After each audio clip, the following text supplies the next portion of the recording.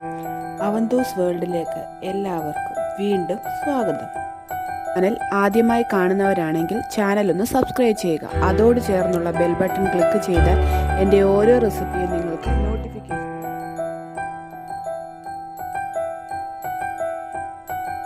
Mushroom masala ഉണ്ടാക്കുന്നതിനായിട്ട് ഞാൻ ചൂടായ പാനിലേക്ക് 2 ടീസ്പൂൺ വെളിച്ചെണ്ണ ഒഴിച്ചു കൊടുത്തു. വെളിച്ചെണ്ണയിലേക്ക് 2 കറുവപ്പട്ട, 2 ഏലക്ക ആഡ് ചെയ്ത് കൊടുത്തു. 1 ടീസ്പൂൺ ജീരകം. ഇതിലേക്ക് ചെറുതായിട്ട് കട്ട് ചെയ്ത് വെച്ചിരിക്കുന്ന സവാള ചേർത്ത് കൊടുക്കണം.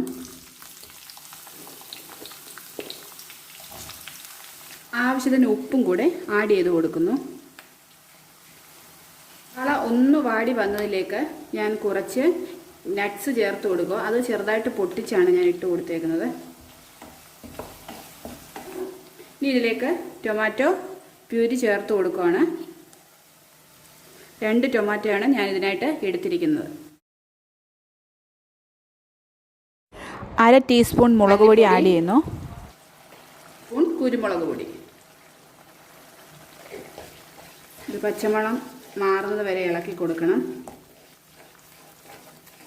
പച്ചമണം മാറി വന്ന ഈ മസാലയിലേക്ക് ഞാൻ മഷ്റൂം ചേർത്ത് കൊടുക്കുകയാണ്. ഈ മഷ്റൂം എനിക്ക് നമ്മുടെ നാട്ടിൽ തന്നെ കിട്ടുന്നതാണ്. ഞാൻ ഷോപ്പിൽ നിന്നൊന്നും വാങ്ങിച്ചതല്ല. അത് ഞാൻ ആഡ് ചെയ്ത് കൊടുക്കുന്നു.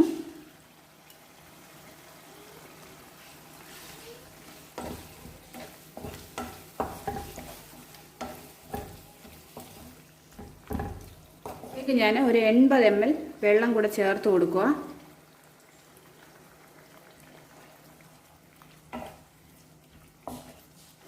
അതിനുശേഷം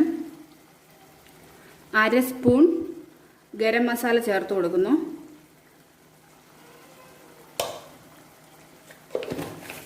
ഇതിനകത്തിലേക്ക് ഇത്രയും കസ്തൂരി മേത്തിയും കൂടെ നന്നായിട്ട് പൊടിച്ചതിന് ശേഷം ഇട്ട് കൊടുക്കുക.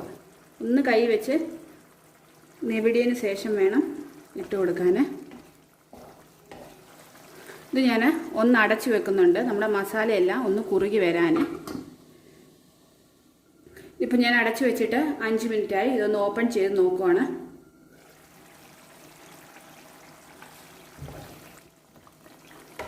അതിലെ ഗ്രേവി എല്ലാം നന്നായിട്ട് കുറുകി വന്നിട്ടുണ്ട്.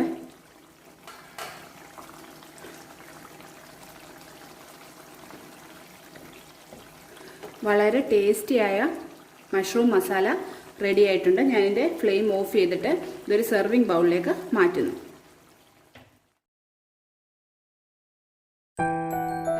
മഷ്റൂം മസാല ഇങ്ങനെ വളരെ പെട്ടെന്ന് തന്നെ നമുക്ക് ഉണ്ടാക്കിയെടുക്കാൻ പറ്റും.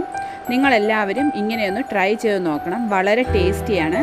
നിങ്ങൾക്ക് എൻ്റെ ഈ വീഡിയോ ഇഷ്ടമായെങ്കിൽ ഷെയർ ചെയ്യുക, കമൻറ്റ് ചെയ്യുക.